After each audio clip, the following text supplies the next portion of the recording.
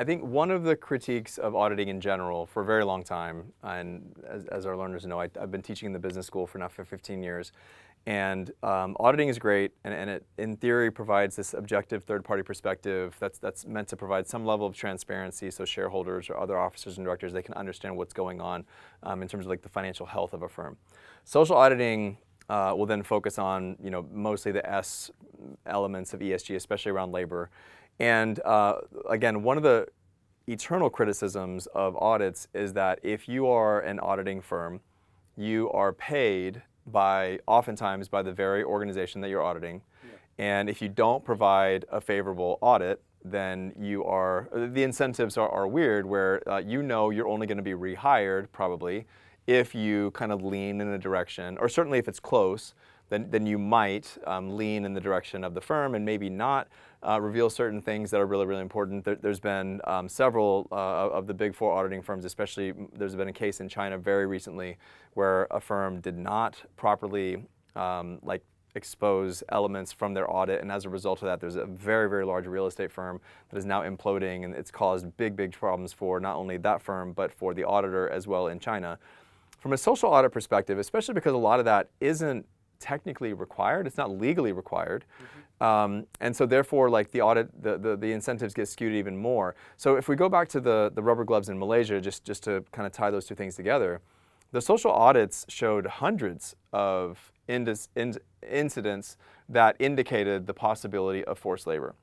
But they, in each of those, they ended up being cleared and saying, even though there's 109 instances or whatever, we certify that there isn't forced labor, in this particular factory. So I'm just curious, like how can a company, especially a multinational today, really gain confidence that they're getting transparency in terms of the information in relation, especially to the tier 2 and tier 3 suppliers that they're kind of working with. I mean, if you talk about like Walmart, for example, I mean, they work with like 150,000 plus suppliers every single year. It must be incredibly challenging for them to really gain what they feel like is clarity in terms of what's going on behind the scenes. Like how Well, let's start with Walmart. Okay, so they have all of these products. What Walmart would do within their compliance office is to analyze all of those categories. So let's say that there's 100,000 products, there's probably a lot more than that. They're going to say that falls into 20 categories.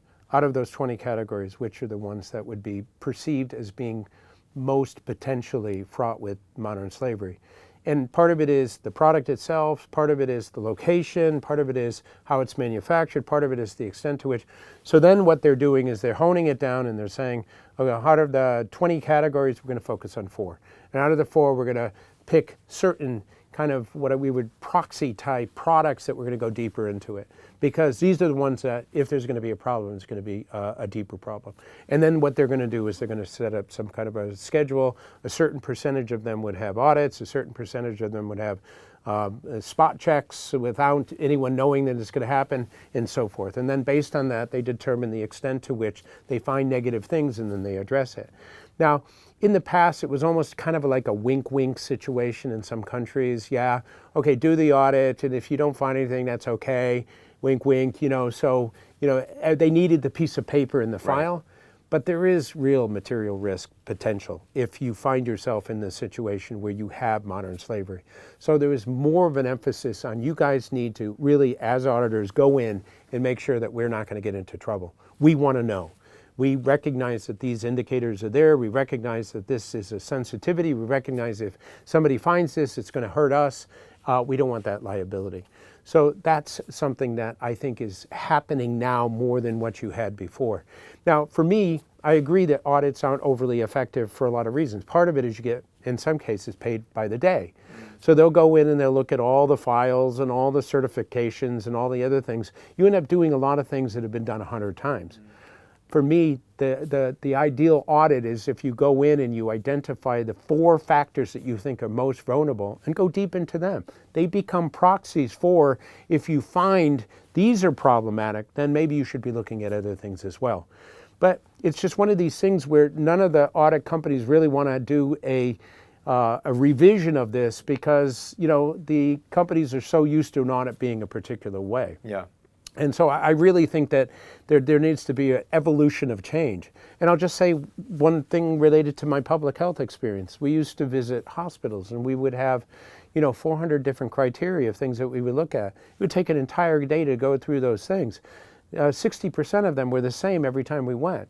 Eliminate the 60%, get it down to the 40, and then actually within the 40, identify 10. Yeah. And then you go in there, and you're focusing on Kala-Azar, you're focusing on malaria, you're focusing on whether or not dehydration is a problem. You focus on the things that you really care about. And I think audit change revisions need to be done in that way. Yeah, that's really interesting. And I know, in the course we're going to be talking to some of the firms that actually do conduct social audits. And I think just to kind of conclude this particular portion, again, currently social audits are not legally mandated or required like they are in the financial side of things from a corporate operational standpoint. They're increasingly being required, but again, mostly from a disclosure standpoint, not necessarily in terms of actual requirements or specific guidelines on who you have to work with, who has to pay for it, et cetera. And so currently, research shows that one of the big differences is that the main multinationals, the Apples, the Walmarts, whatever, not necessarily those specifically, but they, because they don't want to front the cost for the social audits themselves, are often pushing the cost of that onto the suppliers themselves as well, which again creates a kind of strange, as economists would say, a perverse incentive. So I agree. Hopefully we'll see a continued change in this space, and I think that'll often happen not only in terms of like more exposure, but also with broader regulation in this area.